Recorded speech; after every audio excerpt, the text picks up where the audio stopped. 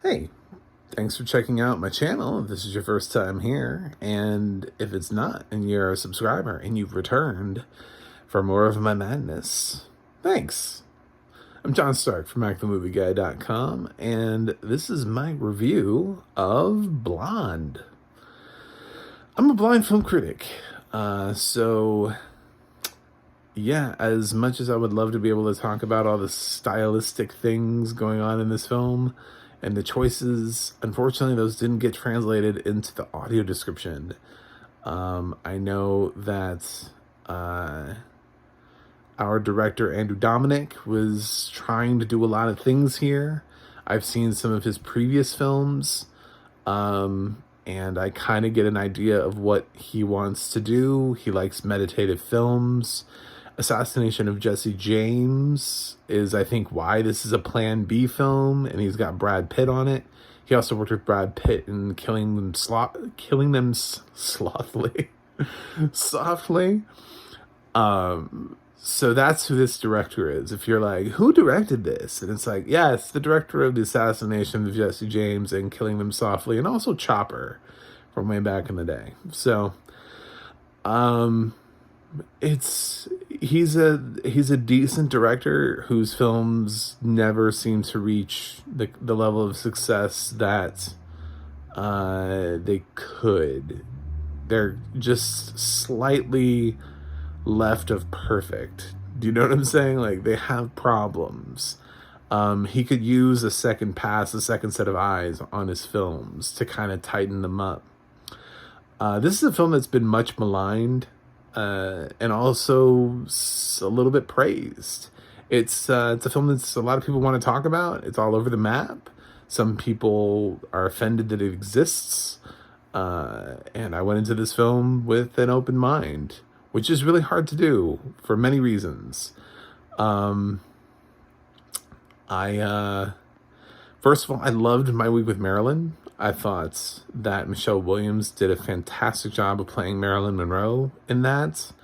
And Ana de Armas's version here is not going to change that for me. However, Ana de Armas in this film is nothing short of a revelation. And I'm saying that as a fan of somebody who's not really a fan of Ana de Armas. A lot of my earlier reviews, back when Ana de Armas was starting to get on the scene, pointed out that I thought she was ruining the movies that she was in. She was in stuff like War Dogs and I believe Hands of Stone. And I remember not liking her performance in either of those and thinking, who is giving this girl acting lessons? And now we're here. And this is the best performance I've seen this year by anyone so far. It's a range of emotions that she has to go through. Her performance is so tremendous.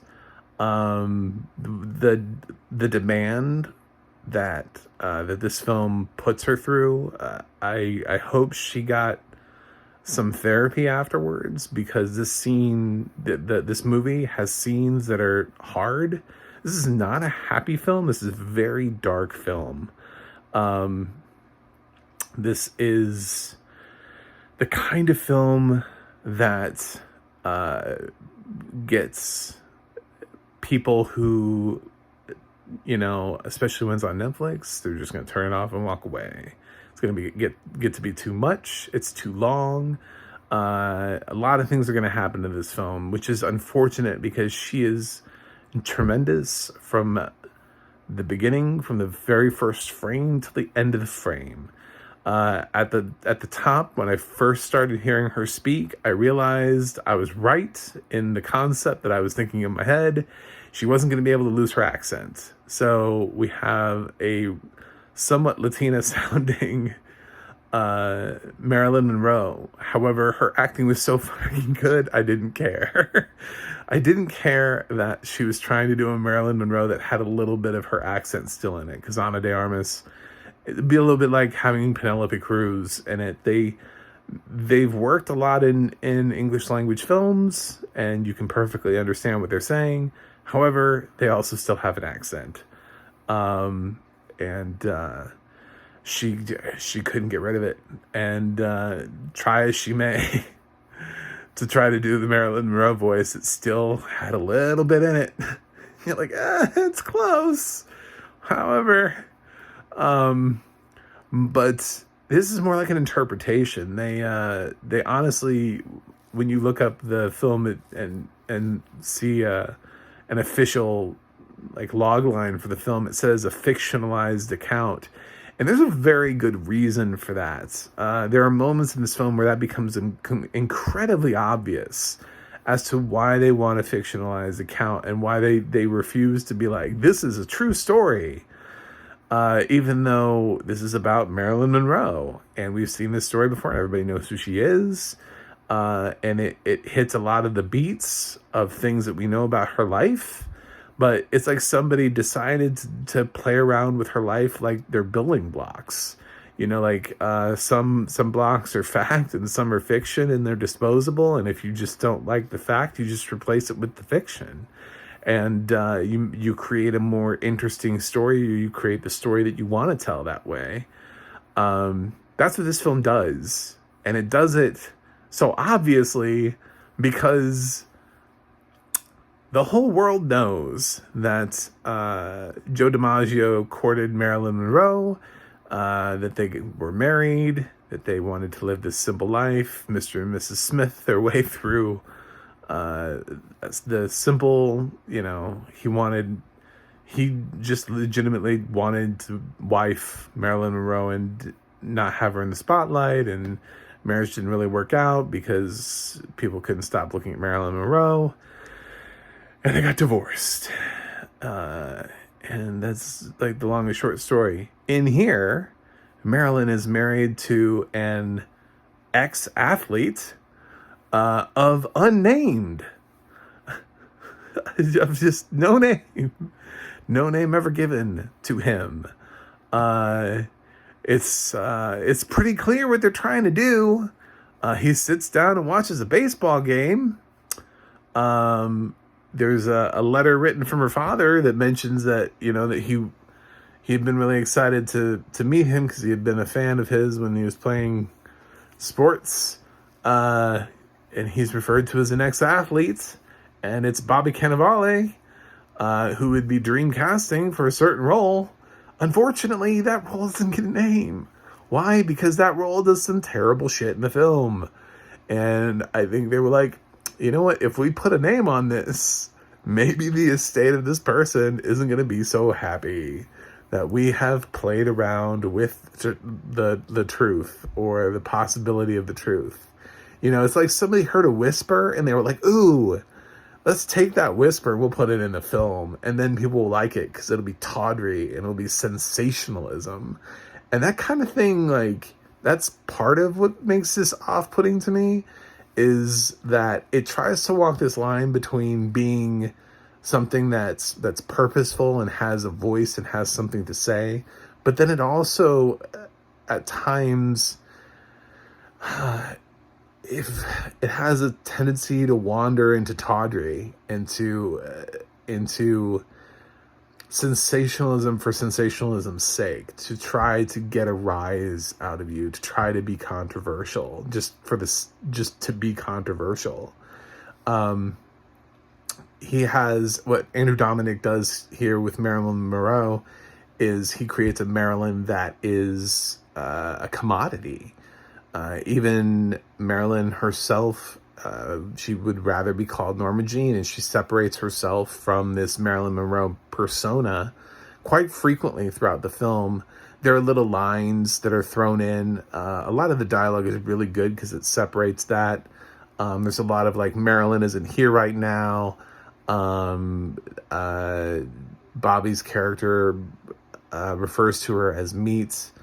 There's some really good lines thrown in that keep hitting on this idea that everybody's trying to get a piece of Maryland, the concept, the commodity, the thing that everybody is selling.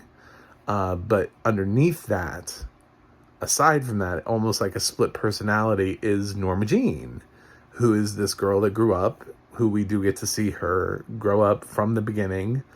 And she's a little girl, and her life is not fun, and Julianne Nicholson plays her mother, and she's not a good mother, as we all know. We've seen this story played out before. You know, and she learns about her father and why her father's never there, and growing up, and that becomes a huge thing. And so we have the other theme that runs through this film is that Marilyn has constant daddy issues, and I'm using that term probably in the worst way possible, but I don't know what else to call it, because Marilyn literally calls the men that she marries daddy after she marries them. So yeah, I would say that that's daddy issues.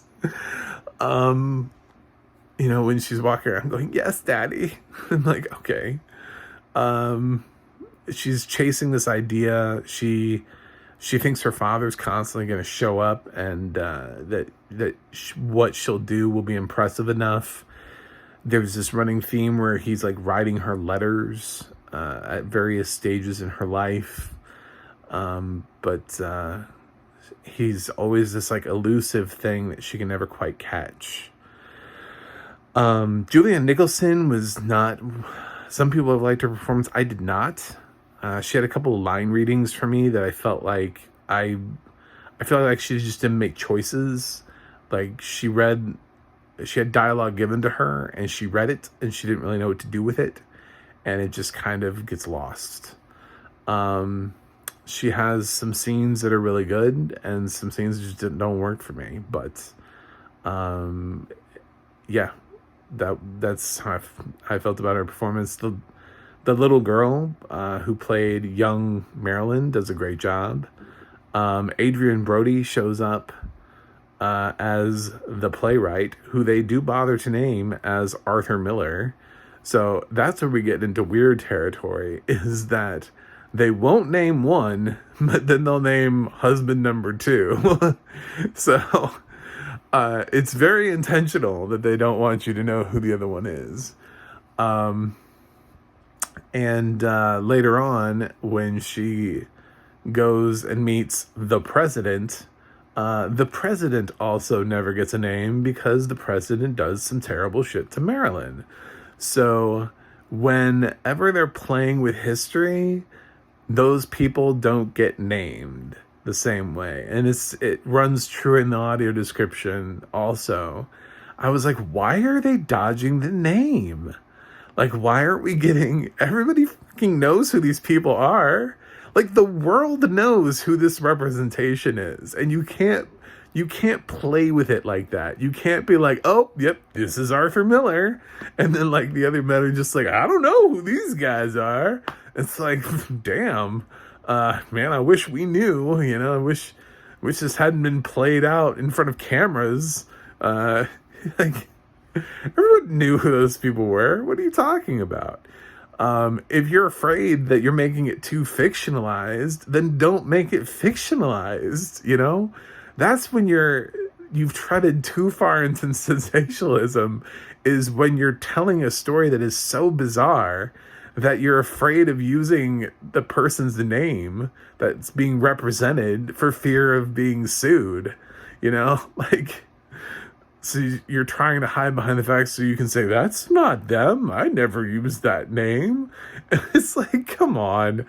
Like, what? You're telling the story of Marilyn. What other ex-athlete could that possibly be? What other president could that possibly be? You know, like, what time period are we in? Like, is this some other, like, alternate universe where somebody else was elected president?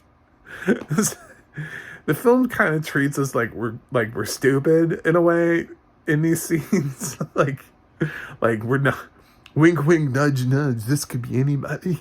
It's like, okay, I'll play around. So that's it's not actually Joe DiMaggio, it's Babe Ruth in this one. This is the alternate timeline where Marilyn Monroe got married to Babe Ruth, and that's not Kennedy. He didn't become president. He lost. So this is Nixon. You know, it's like, Fuck you. Anyway, this is, like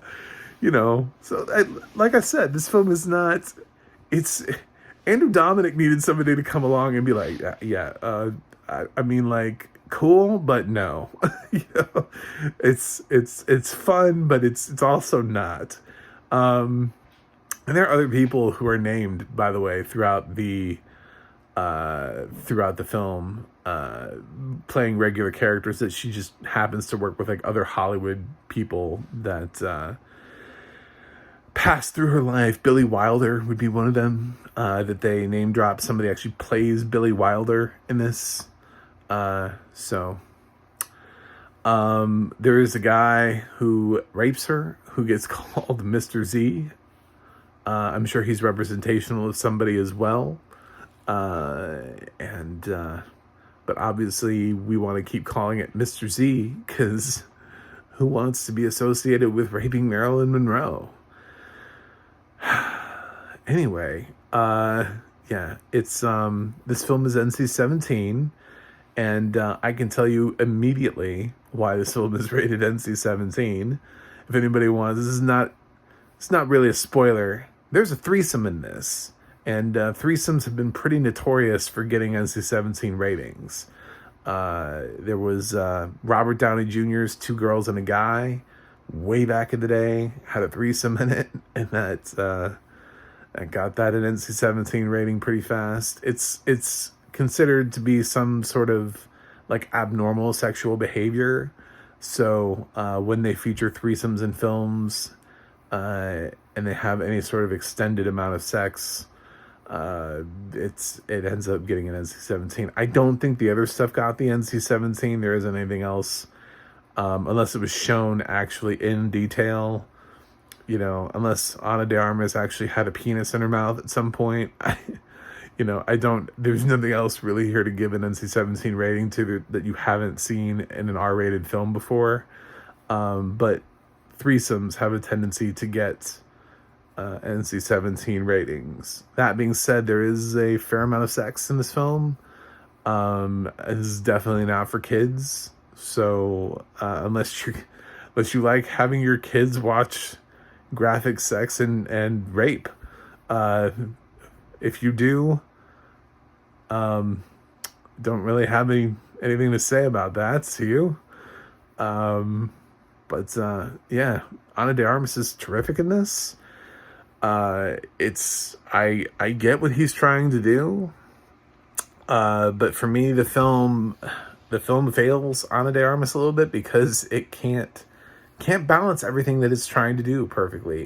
It kind of lets her down, and ultimately, at the end of the day, she's not going to get an Oscar nomination for an NC-17 film.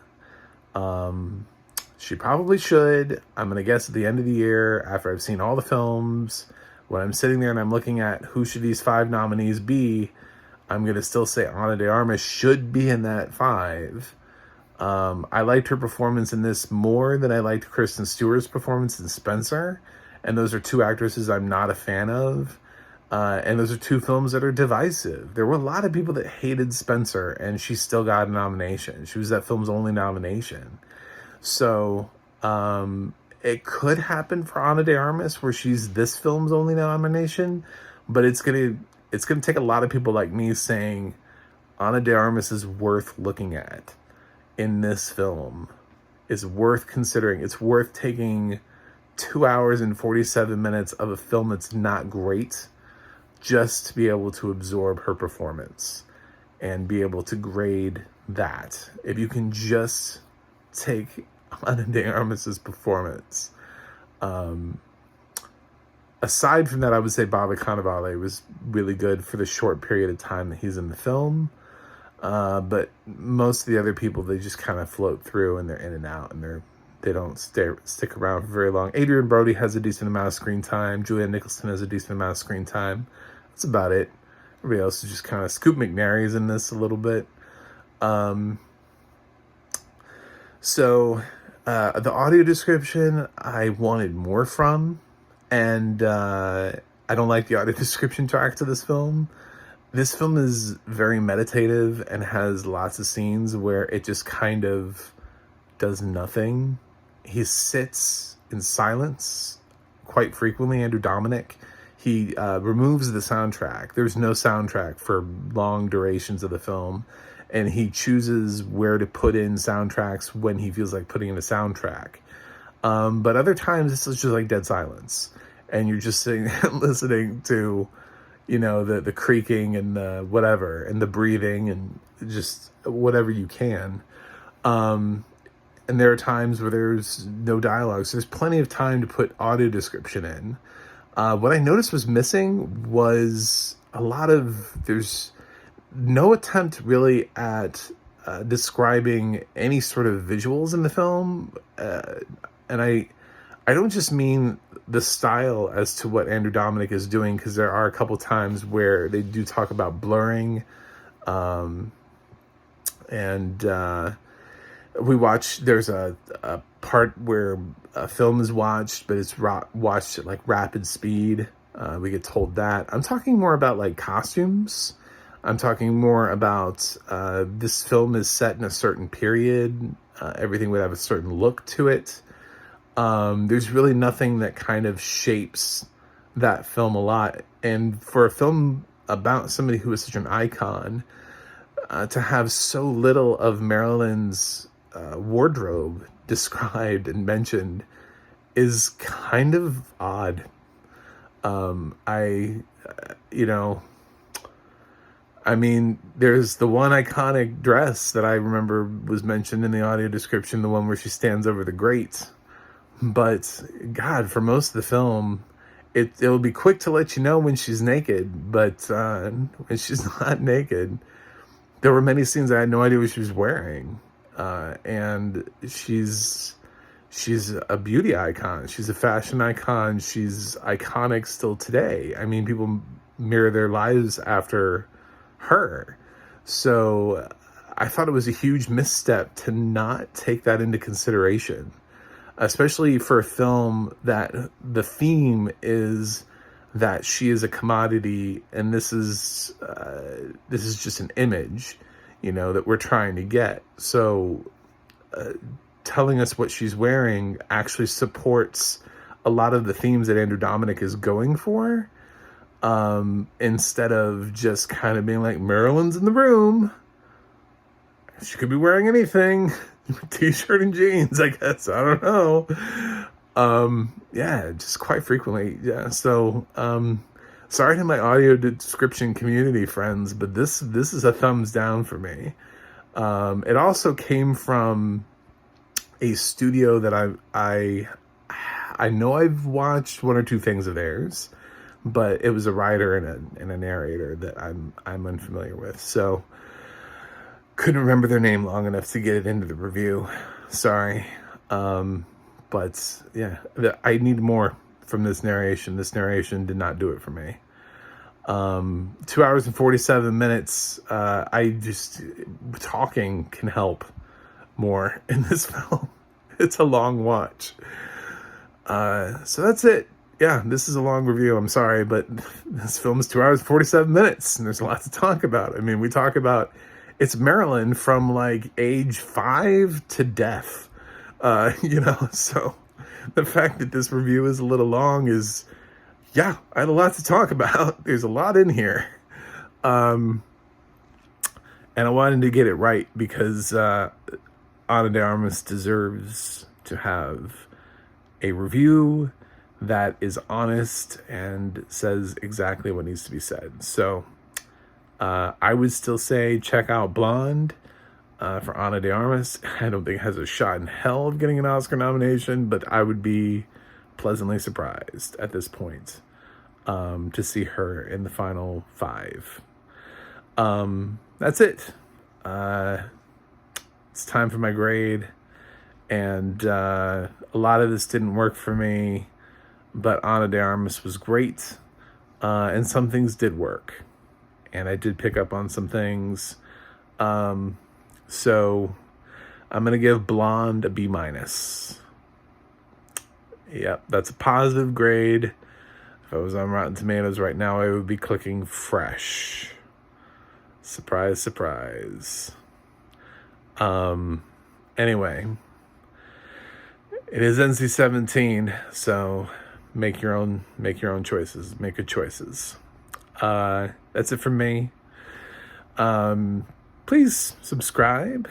I'm trying to get to 100 by the end of the year. I think it's possible. So with your help, I can get there. You can also go to my website, macthemovieguy.com, for more reviews. You can go to the audio description project, adp.acb.org. It'll let you know what else has audio description and where you can watch it. You can go to theadna.org. It'll let you know who these narrators are and what else they're doing. You can, check me out because I got to review something else. Like I always do, and I'll see you on the other side.